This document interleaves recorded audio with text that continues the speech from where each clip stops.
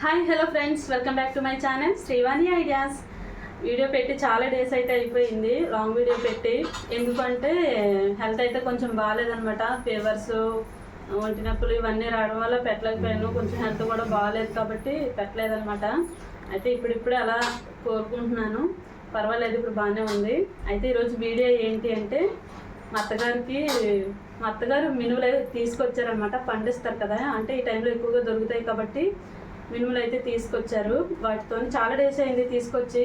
వాటితోని సున్నుండలు చేద్దామనేసి అనుకుంటున్నాను. ఎలా వస్తాయో నాకు తెలియదు ఇప్పటి వరకు. నేను కూడా విస్మయ ఫుడ్ ఛానల్లో చూసి ట్రై చేద్దాము అనుకుంటున్నాను. మరి అవి ఎలా వస్తాయో చూసేద్దామా? వచ్చేయండి. చూడండి, నేను ఈ సున్నుండల కోసం అనేసి ఇలా పట్టు మినపప్పు అయితే తీసుకున్నాను అనమాట. ఈ మినప గుళ్ళే, కాకపోతే ఇలా బదులు చేశారు మా అత్తగారు. నాకు తెలీదు, తనే బదులు చేశారనమాట. అయితే దీంతో పాటు కొంచెం ఈ మినుములు ఒక్కటే కాకుండా వీటిలోనే కొంచెం రైస్ అయితే వేసుకోవాలి. ఎందుకంటే తినేటప్పుడు నోటికి అంటుకుని ఉండిపోతుంది కదా, అలా ఉండకుండా ఉండాలంటే బియ్యం వేసుకోవాలన్నమాట. నేను ఇలా ఒక పావు కప్పు బియ్యం అయితే వేసుకుంటున్నాను. ఈ 1 కేజీ మినుములు 1 కేజీ మినుములు అయితే తీసుకున్నాను. 1 కేజీకి ఇలా పావు కప్పు రైస్ అయితే వేసుకుంటున్నాను. ఇప్పుడు దీన్ని బాగా ఫ్రై చేసుకోవాలి. ఫ్రై చేసేద్దాం, వచ్చేయండి.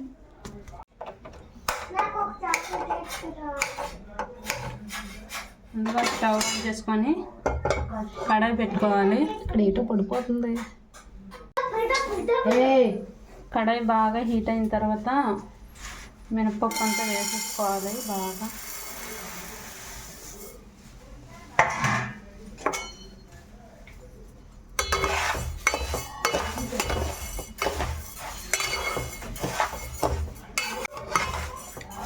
ఈ పప్పు ఫ్రై చేసుకోకముందే వీటిలో ఉన్న డస్ట్ అనేది ఉంటుందండి, చిన్న చిన్న రాళ్ళు లాంటివి అవి ఉంటాయి.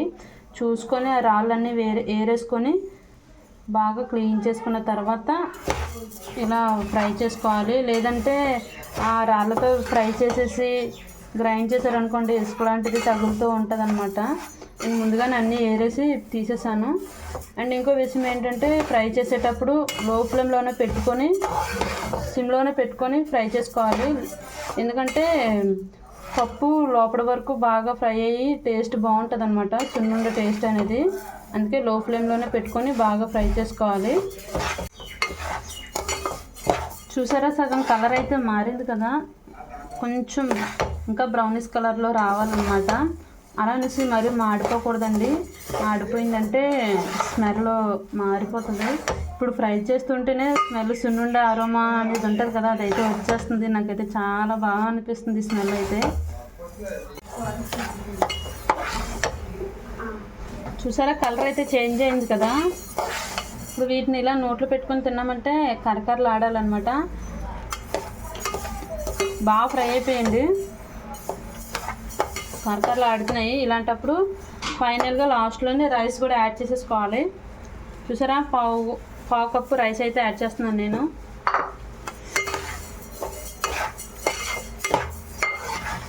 యాడ్ చేసుకొని రెండింటిని బాగా ఫ్రై చేసుకోవాలన్నమాట.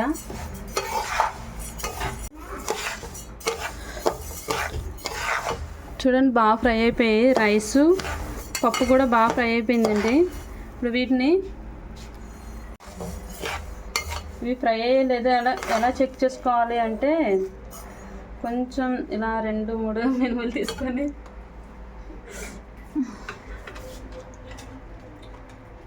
పర్ఫెక్ట్గా ఫ్రై అయిపోయింది అంటే కరకరలు ఆడుతుంది కదా, దాన్ని బట్టి ఫ్రై అయ్యలేదనేసి తెలుస్తుంది. ఇప్పుడైతే ఇవి ఫ్రై అయిపోయాయి అనమాట. ఇవి కొంచెం బాగా చల్లారేంత వరకు పక్కన పెట్టాలి. ఈలోపు బెల్లం తురుము అయితే చేసుకుందాము. 1 కేజీ మినుములకి నేను 1 కేజీ బెల్లం అయితే తీసుకుంటున్నానండి. అంటే కరెక్ట్గా క్వాంటిటీ అయితే 1 కేజీ పడుతుంది. ఒకవేళ మీరు స్వీట్ తినలేని వాళ్ళు అనుకుంటే కొంచెం తగ్గించేసుకోవచ్చు, ఏం కాదు. మేమైతే ఎక్కువగా స్వీట్ తినము. ఈ కేజీ అయితే తీసుకున్నాను, కానీ దీంట్లోనే సగం తీసేస్తాను. కరెక్ట్ క్వాంటిటీ అయితే 1 కేజీ పడుతుంది. ముందుగానే బెల్లాన్ని తురుములా చేసేసుకోవాలండి. ఎక్కడ ఉండలు లేకుండా కలిపేసుకోవాలన్నమాట. ఉండలు ఉన్నాయనుకోండి, మనం సున్నుండలు చేసేటప్పుడే చిన్న చిన్న బెల్లం ముక్కలు తగులుతూ ఉంటాయి అన్నమాట. సున్నుండలు ఎలా ఉంటాయంటే సాఫ్ట్గా ఉంటాయి కాబట్టి దానికి తగ్గట్టుగానే తురుములా చేసేసుకోవాలి. అంటే బెల్లం ముక్కలుగా లేకుండా తురుములా చేసేసుకోవాలి. నేను దీంతో చేద్దామనేసి అనుకున్నాను, కాకపోతే ఇవి పెద్ద కుండీలు కాబట్టి నేను దీంతో చేయలేకపోయాను. అందుకే దీంతోనే, ఇది బాగుంది కాబట్టి దీంతోనే చెదగొట్టేస్తున్నాను.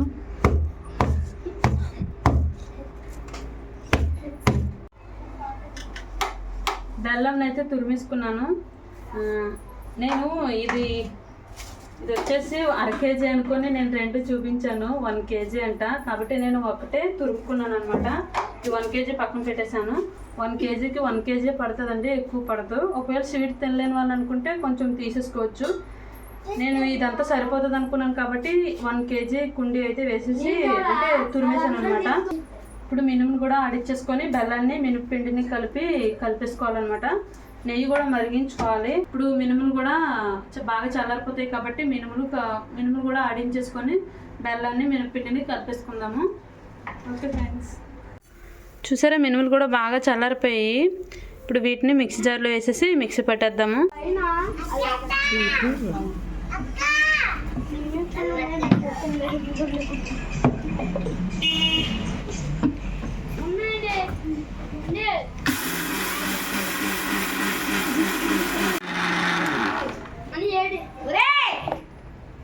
గోలెట్టుకుని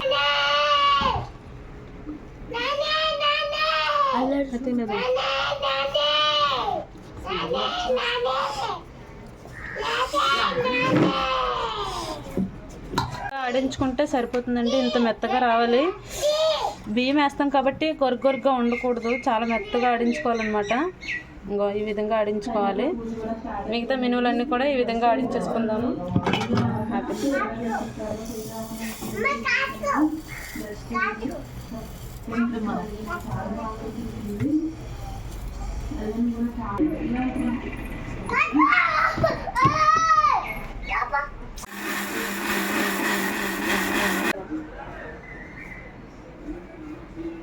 మినుములన్నిటిని మిక్స్ అయితే పెట్టేశానండి.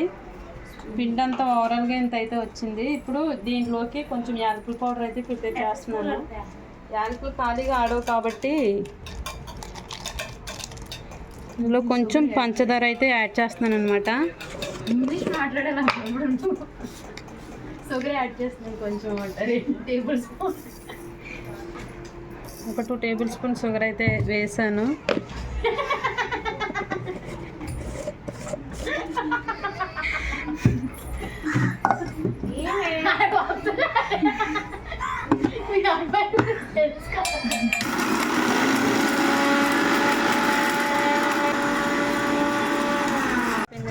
చూడండి, చిన్న చిన్న ఇవి ఉన్నాయి కదా, ఇవి పడితే బాగోదు కాబట్టి వీటిని జల్లిచ్చేస్తాను అనమాట.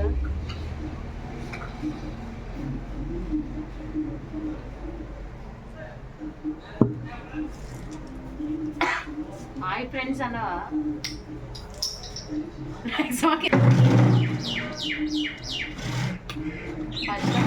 మెచ్చుకోవాలి.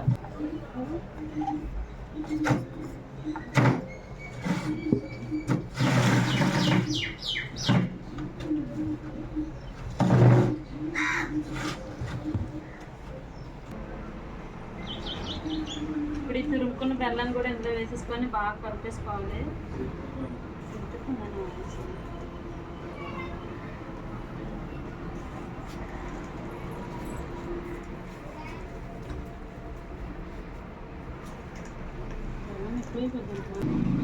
స్వీట్ ఎక్కువైనా తినాలనిపించదు.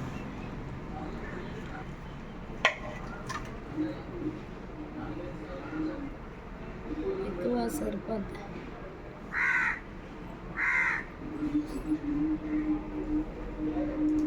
ఉండలు లేకుండా బాగా కలుపుకోవాలి.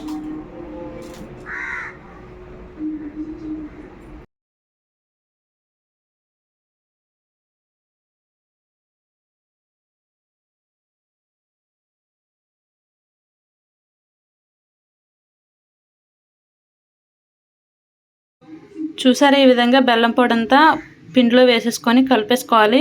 అక్కడక్కడ చిన్న చిన్న ఉండలు ఉన్నాయి కదా, అవి ఈ విధంగా అనుకుంటే పోతాయి అన్నమాట. పెద్ద ప్రాబ్లం ఏమీ ఉండదు.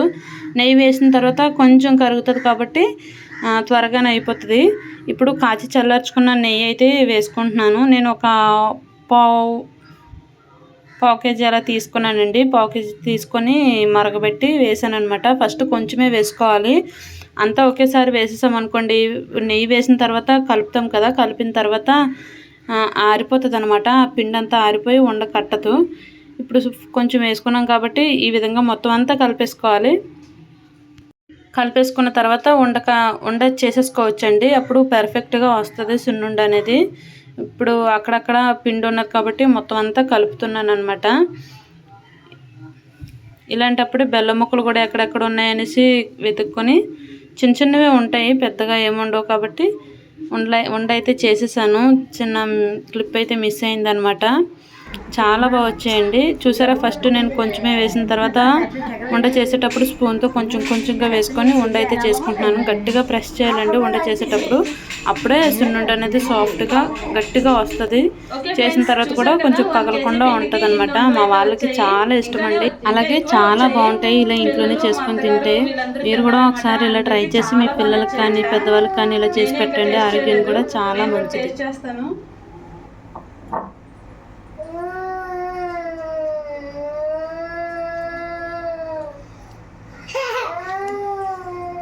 చాలా బాగుంది.